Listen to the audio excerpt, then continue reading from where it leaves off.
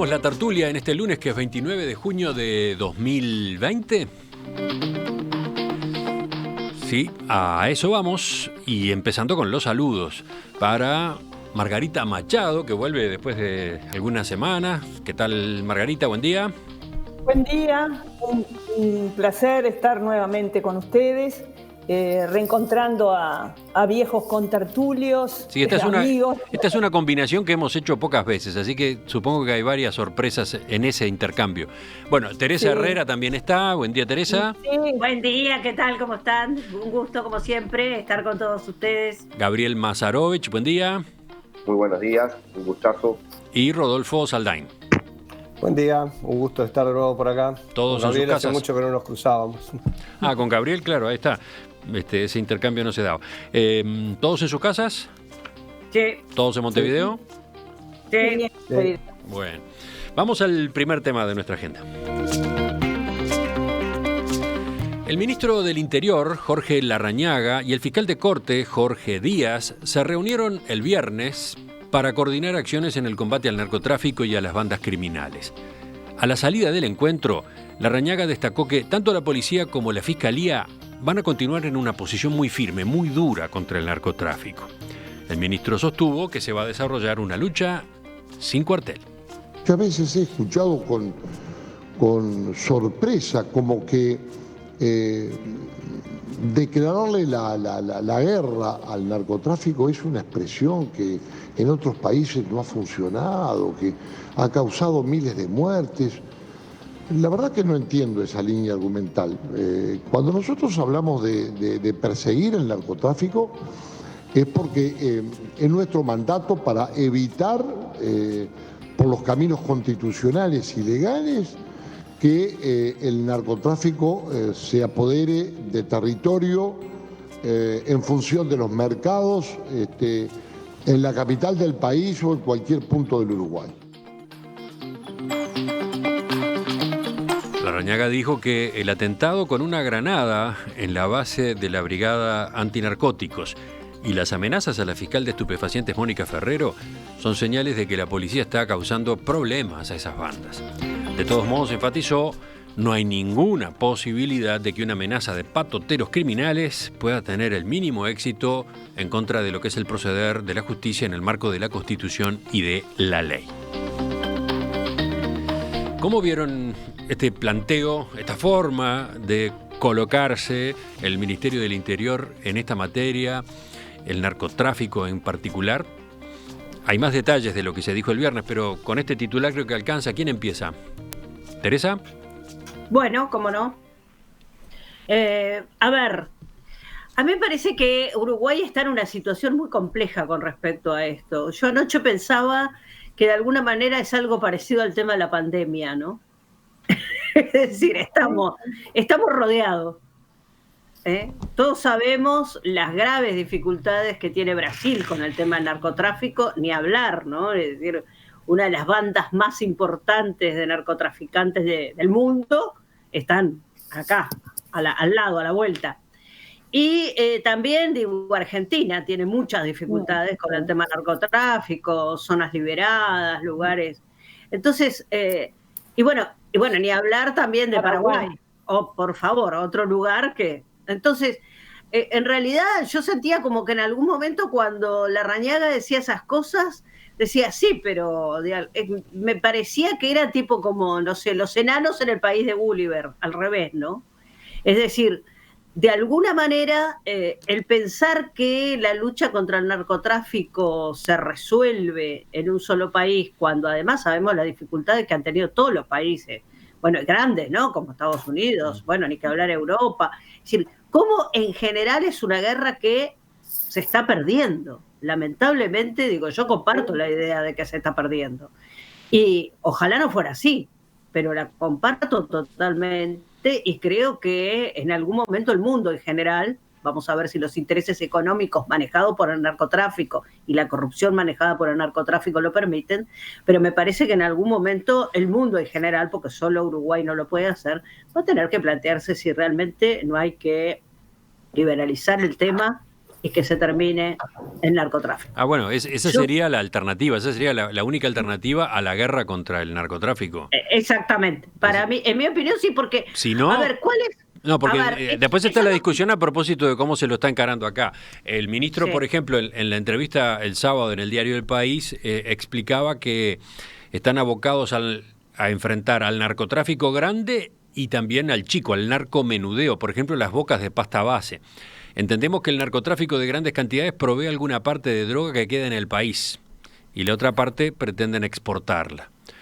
Nosotros también combatimos al narcomenudeo porque son las bocas de envenenamiento de los hijos de los uruguayos. Vamos a seguir con los operativos de alto impacto, con allanamientos, lo hemos venido haciendo con mucha persistencia en todo el territorio, decía. ¿Cómo ves esto? Ahora, la pregunta, Emiliano, ¿es la represión el camino para la reducción de daño, para evitar que los gurises tengan los problemas de adicción, o son otros los caminos? Yo creo que son otros los caminos. Lo cual no quiere decir que no creo que haya que dejar alegremente que abran bocas de pasta base en todos lados. No. ¿Pero qué estás diciendo? ¿Que se podría actuar para que los jóvenes no fueran a consumir en las bocas? ¿Estás hablando de eso? Exactamente. A mí me parece que el tema es mucho más complejo que eso, que no va solo por el lado de la represión. Claro, tampoco le puedo pedir al Ministerio del Interior que haga prevención o atención en tema de narcotráfico. Pero me preocupa que lo veo reunirse con el fiscal de corte para hablar del tema, pero no lo veo reunirse con el Ministerio de Salud Pública, no lo veo reunirse con el Ministerio de Desarrollo Social, no lo veo reunirse con la educación, no lo veo Ahora entendí por dónde ibas. Margarita, exacto. Tú, que mientras Teresa hablaba ibas haciendo algunos comentarios con algunas coincidencias y capaz que también con matices, a ver... Claro. No, en realidad coincido en que el problema del narcotráfico es un problema ya global, planetario, y evidentemente la lucha de un país tan chiquito como el nuestro es una posición muy difícil de sostener, pero yo estoy conforme, yo estoy contenta, porque creo que la postura y la actitud del ministro del Interior y toda la institucionalidad uruguaya es la actitud correcta frente a lo que creo que es el peor problema de seguridad que tenemos. Está enfrentando el problema en su globalidad, digamos, desde la posición de ministro del Interior, porque coincido, hay un montón de otros organismos y de otros ministerios y de otros abordajes que tiene este problema que no le corresponden al ministro del Interior. Pero está enfrentando el problema en su globalidad, está dando señales claras. No porque, por ejemplo, yo sinceramente no puedo olvidarme de algunas cosas que me llamaron la atención, como en el gobierno anterior, el presidente del sindicato de los funcionarios aduaneros denunció en un determinado momento y todos lo escuchamos, que el director general de aduanas había liberado algunas aduanas, ¿no? Entonces, son cuestiones absolutamente incoherentes con lo que se supone que es luchar contra el ingreso, porque nosotros, salvo en marihuana, no somos productores de drogas. Entonces, esas inconsistencias, incoherencias, a mí me llamaban la atención y bueno, yo creo que hoy estamos ante una postura totalmente distinta, mucho más clara, con una coordinación entre fiscalía, policía, inclusive la participación en esos controles que hay en la zona de frontera que ya existían, de la posibilidad de hacerlo, ¿no? Por parte del ejército, todos aunando esfuerzos en una especie de esa cosa que Foucault nombraba como el arte policíaca, que consiste en el control de la actividad de las personas como un elemento constitutivo de las fuerzas del Estado, ¿no? Sumar todos los cometidos que además se sumaron a todo lo que nos vino de regalo con la pandemia, porque vimos que el Ministerio del Interior tuvo un rol muy importante en la aplicación de todas las políticas que el Estado tuvo que diseñar así con urgencia para controlar la pandemia. Tu evaluación es positiva, entonces, a propósito de cómo se está trabajando. En principio sí. Además, estoy de acuerdo de controlar el microtráfico porque es la distribución de lo que ingresan las grandes organizaciones de crimen organizado. Y creo que hay que dar señales claras de que el problema se quiere enfrentar, porque si no es bastante ambivalente, ¿no? Retomamos, tanto con Teresa como contigo, pero ahora vamos a Gabriel. Te escucho, Gabriel. Bueno, mira, este tema ha sido largamente debatido, ¿no? Y creo, en el mundo entero es largamente debatido. Yo creo que, primero, que hay una parte que es la represión a la agresión, al intento de infiltración en la sociedad de los carteles, y está bien, es una parte. Ahora, Larrañaga dice, es viejo este debate, que no entiende la formulación de por qué rechazamos la formulación de la guerra contra las drogas, porque la concepción de guerra lleva a un escenario donde no hay otro escenario posible que la derrota contra el narcotráfico. En el mundo entero. O sea, y lo dice la Junta Internacional de Combate al Estupefaciente. O sea, la guerra contra las drogas es el leitmotiv, por ejemplo, del Plan Colombia desde el 2000, y el resultado en Colombia es que creció la producción de cocaína. Y Colombia hoy produce más cocaína que la que producía antes del Plan Colombia. ¿Ah? En Estados Unidos creció el consumo de droga, en el mundo entero creció el consumo de drogas. En Afganistán, por ejemplo, más guerra que es imposible, invadieron Afganistán, lo destrozaron a bombardeo, y hoy Afganistán produce 75% más de opio que antes de la invasión yanqui. Entonces, y pusieron todo lo que, aviones, bombas, la madre de todas las bombas, lo vimos en directo por televisión. Bueno, y el resultado concreto es que hay más tráfico de drogas. Entonces, esa es la verdad, no es opinable, es lo que pasa, ¿no? Entonces, lo que nosotros decimos en concreto, México ni hablar, ¿no? Han hecho todo, desde la intervención de la DEA, en Guatemala ni hablar, en Honduras lo mismo, ¿tá? Y el resultado es más venta de droga, más poder del narcotráfico. Entonces, ¿cuál es la alternativa, Gabriel, para redondear esta primera intervención? Que acá tiene que ser en conjunto. Está claro que hay que debatir en los barrios, ¿no? Pero, por ejemplo, vos debatís en los barrios. Ahora, si se te va un contenedor de soja con 500 toneladas de cocaína, ¿cuántas bocas de pasta base tenés que juntar para juntar 500 toneladas? En Uruguay, por ejemplo, en la historia, hay libros escritos, algunos libros muy buenos sobre esto, que en la década del 80 y del 90 se presentan los carteles, porque una cosa es el narcomenudeo y otra cosa son los carteles. Y los carteles entran, sobre todo en Punta del Este y en Colonia, a lavar dinero, a lavar mucha plata, porque el narcotráfico necesita lavar dinero. Y Uruguay fue en primer lugar antes, porque como mercado Uruguay no significa nada para los carteles. Sí significa para nuestros jóvenes y para nuestra sociedad, pero no para es boca de salida para mandar por los puertos o lavado de dinero. Entonces, recuerdo Patiño y otra gente en Punta del Este que es encontrada del cartel de Juárez que venía a lavar dinero en el 80 y el 90. Mucha plata. Eso se cortó. Entonces, es muy importante mantener que no haya lavado de activos y mantener firmeza. Ahora, ha habido firmeza y ha habido incautaciones de droga. El periodo anterior, que tendrá defectos y virtudes, es donde más incautación de droga se hizo. Entonces, el tema es ¿cómo vamos a sostener eso? Y no hay un problema acá, vamos a dejar claro. Yo creo con Teresa que en el mundo entero la percepción que se está teniendo que a largo plazo es el tema de la liberalización y el tema de encontrar mecanismos de educación, de formación, etcétera, a largo plazo. Pero Teresa lo dice Margarita también, eso no arregla el ahora en los barrios y en los problemas, que tenemos que tener una política de policía ahí. Pero la crítica a Larrañaga no es que tome medidas, que proteja a los fiscales, que obviamente los tiene que proteger. Nosotros recordamos, Emiliano... ¿Cuál es la crítica entonces, para completar? La crítica es que no se haga eco de un discurso, ¿tá? Que es populismo punitivo, ¿tá? Y que ha fracasado en el mundo entero como política, porque además le agrega que tiene más presencia de las agencias internacionales. La DEA es un fracaso gigantesco en Estados Unidos y en el mundo entero.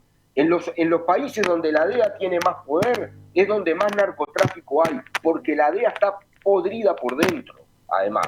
Entonces, y además, eso son investigaciones del mundo entero, no se precisa ser un experto en este tema para decir. Vamos con Rodolfo ahora, así completamos la primera tanda de intervenciones. Bueno, es un tema recontra difícil, obviamente, ¿verdad? Es decir, a ninguno se nos escapa eso. Capaz que la expresión guerra es una expresión que a mí no me resulta del todo feliz, pero sin duda el Estado tiene que tener una presencia mucho mayor que la que ha sido tradicional.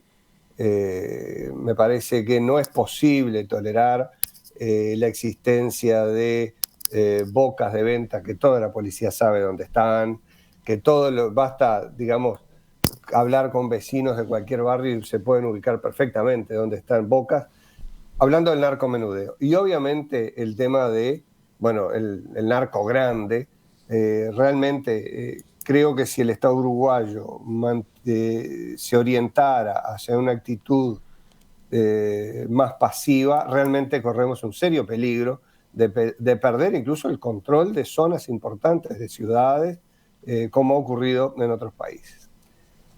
La dicotomía represión, legalización o liberalización tal vez no nos ayuda a encontrar una solución, me parece. Yo creo que represión tiene que haber. La legalización hecha en un país aisladamente, obviamente aumenta el problema en lugar de solucionarlo. Sería bueno poder evaluar, por ejemplo, si la legalización de la marihuana tuvo algún impacto en el tema del narcotráfico, que era uno de los objetivos de la política. No conozco que se haya evaluado, sí da la impresión de que se ha un poco como que socializado la idea de menor daño de la marihuana desde que es legal, lo que sabemos que, bueno, no es así. Creo que hay tres temas fundamentales en los problemas de seguridad. Uno es el que tiene que ver con las drogas a nivel macro y a nivel micro, ¿no? Vemos todos los días en los noticieros crímenes asociados a consumo y algunos muy dramáticos, como algunos muy recientemente en Canelones.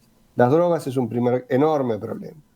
El segundo, y no desligado del anterior, son las cárceles, que realmente allí es también un enorme problema asociado a las drogas, a la reproducción y perfeccionamiento del delito.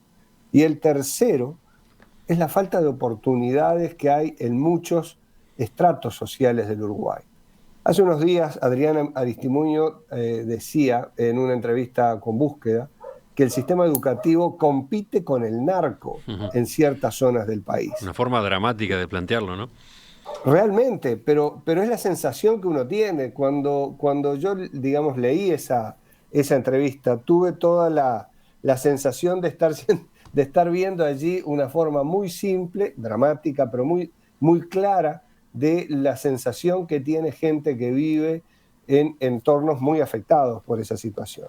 Por lo tanto, allí está también el tema educativo, el tema trabajo, las oportunidades de trabajo, y cuánto es más fácil o más tentador de pronto para mucha gente el camino fácil del dinero vía el narco que el camino más complejo y, digamos, con muchas dificultades de la inserción laboral en el estilo de, bueno, lo que fue tradicional en nuestro país.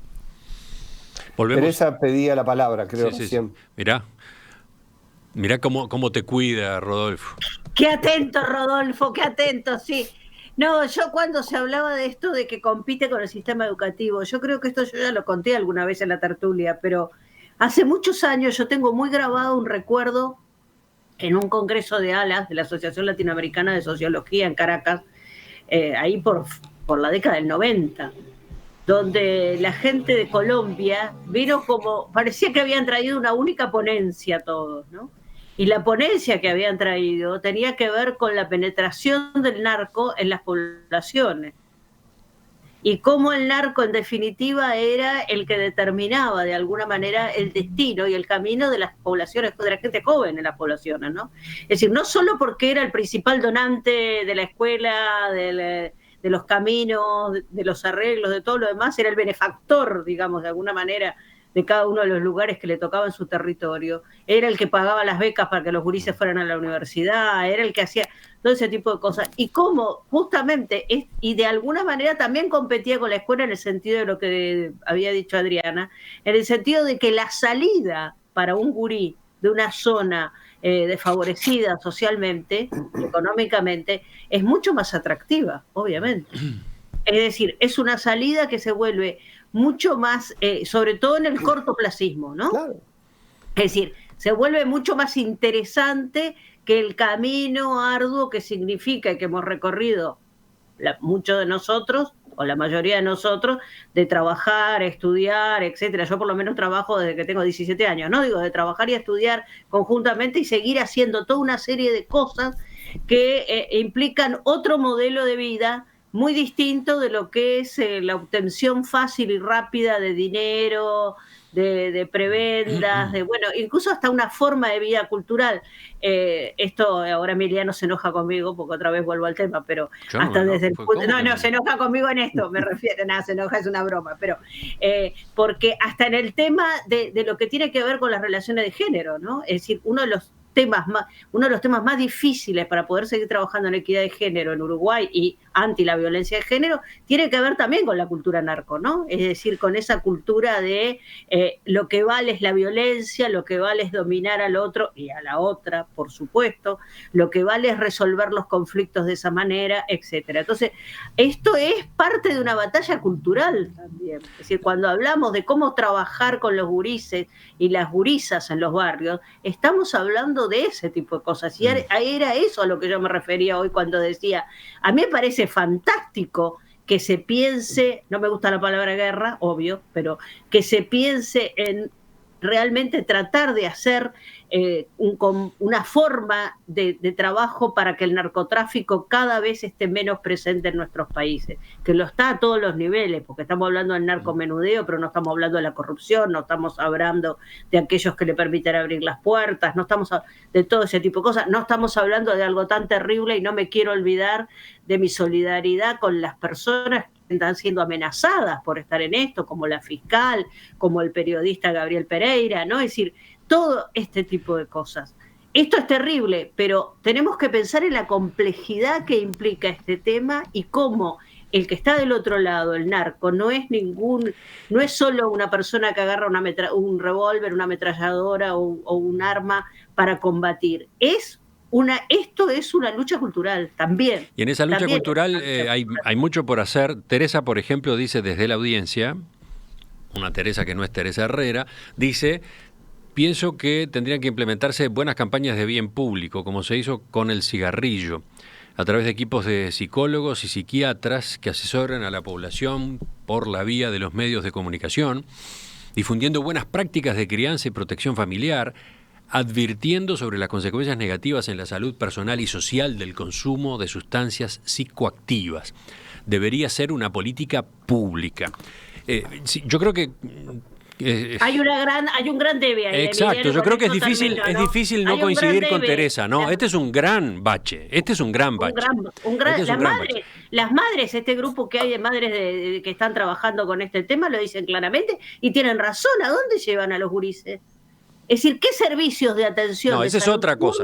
tenemos para el problema de los consumos problemáticos? Esa es otra cosa. Eso es los sistemas de rehabilitación. ¿Qué tratamientos de rehabilitación reales y efectivos existen en Uruguay? Pero el oyente va por el lado de las campañas de concientización. Claro, para hacer prevención. Tiene razón, las campañas en los medios, la campaña bien público, la difusión, etcétera, ¿no? Seguimos. No hay campañas de Margarita, prevención, es verdad. Vamos contigo. Sí, coincido con todo lo que han dicho todos. Realmente creo que Larrañaga, es una persona que, resolvió decir esa palabra guerra porque lo que él quiere decir es que quiere tener un enfrentamiento muy claro a este problema, porque no creo que quiera reeditar las cosas que uno ve en otros países de América Latina, sino se refiere a eso, a enfrentar en serio. Porque lo que la sensación que tengo, eso es personal, es que realmente no se enfrentó en serio el narcotráfico y inclusive Rodolfo hablaba del tema de la legalización de la marihuana que no ha sido evaluada. Bueno, yo tengo una pequeña cosa que cuando se incautó una cantidad de marihuana en Río Grande do Sul, hicieron un análisis que demoró varios meses, genético, de la marihuana, y resulta que la marihuana que había entrado a Brasil era de procedencia de los clubes canábicos uruguayos. O sea, no voy a culpabilizar nada, digo que son señales de que no es tan sencillo eso de liberalizar la droga en un país chiquito como nosotros, que no tenemos ni mercado, y bueno, y eso termina entrando en otras cosas ya de narcotráfico, ¿no? No quiero culpabilizar a la ley de legalización de toda la problemática de narcotráfico. Ese es un capítulo a tener en cuenta. Pero hay varios oyentes que insisten en que hay que atacar la demanda. No se piensa en disminuir la demanda. Pero eso es clarísimo, por eso digo que es un problema planetario, porque además los mayores consumidores están en Europa y en Estados Unidos, no somos nosotros. Obviamente es un tema de la agenda global de la humanidad, no me cabe la menor duda.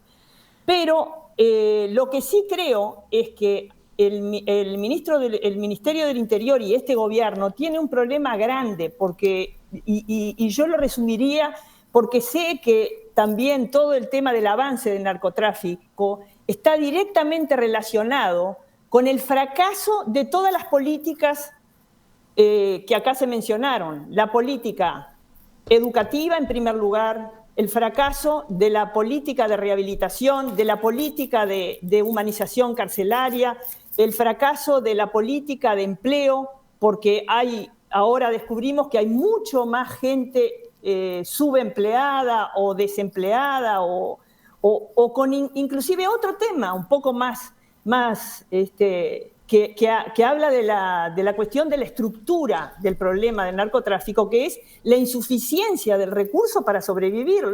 Hay muchísima gente que en el Uruguay gana menos de 20.000 pesos. Entonces, eso es insuficiente para vivir en este país. Entonces, estamos hablando de las causas estructurales del avance del narcotráfico, porque obviamente, como dice Aristimuño, en determinados sectores la tentación de entrar en el microtráfico es muy fuerte, porque no hay un salario digno en la mayoría de la gente. Entonces,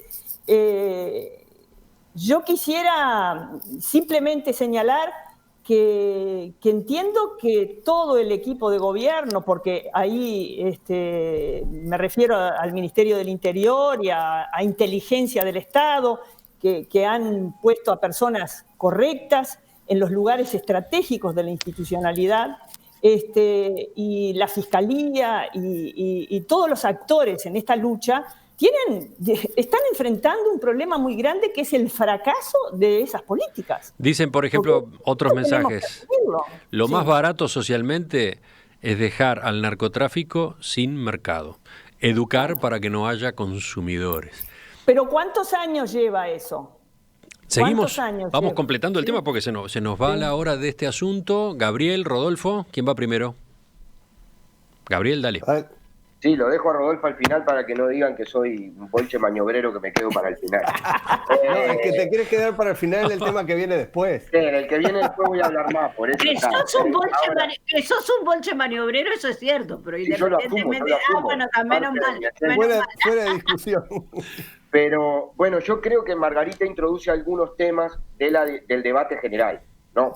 A ver, ¿que hay que combatir la violencia que genera el narcotráfico? Sí.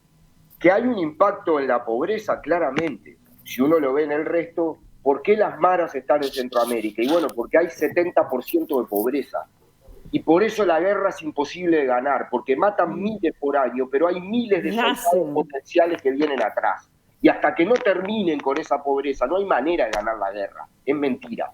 Y la guerra es la de la DEA y los muertos los ponemos nosotros, como siempre, los latinoamericanos y los asiáticos.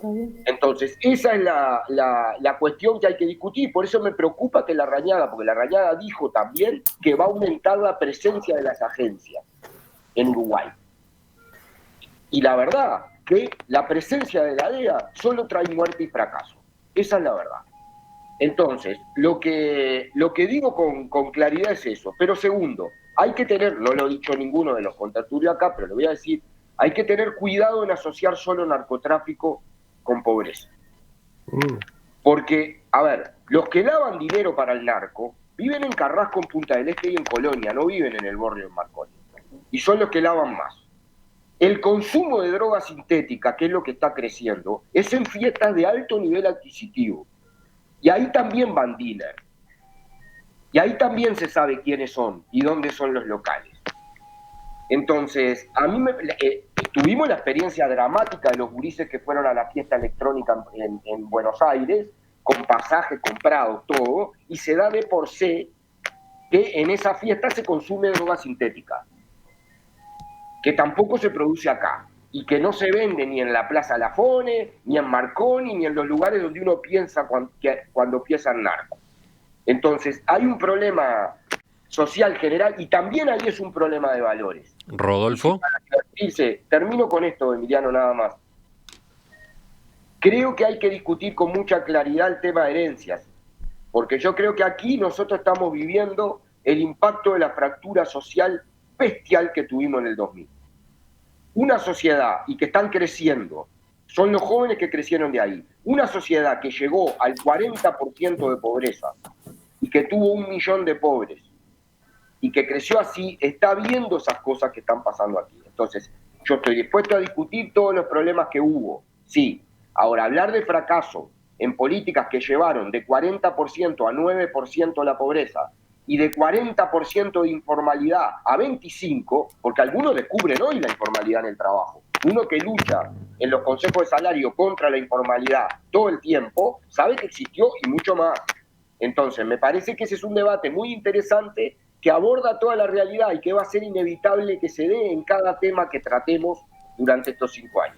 Ahora sí, Rodolfo, contigo Qué concluimos Gabriel, este tema. No se puede, ¿no? Siempre.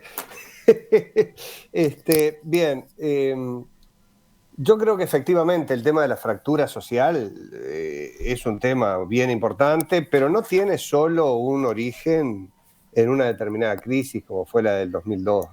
Hay algunos países de Estados Unidos, por ejemplo, no tuvo la crisis del 2002, pero tiene una enorme fractura social también, donde hay un porcentaje muy grande del blanco caucásico que está viviendo en esa situación de pobreza y fragilidad con este tipo de riesgos. Hace un rato escuchábamos con Emiliano a Pablo Mieres, el ministro de Trabajo.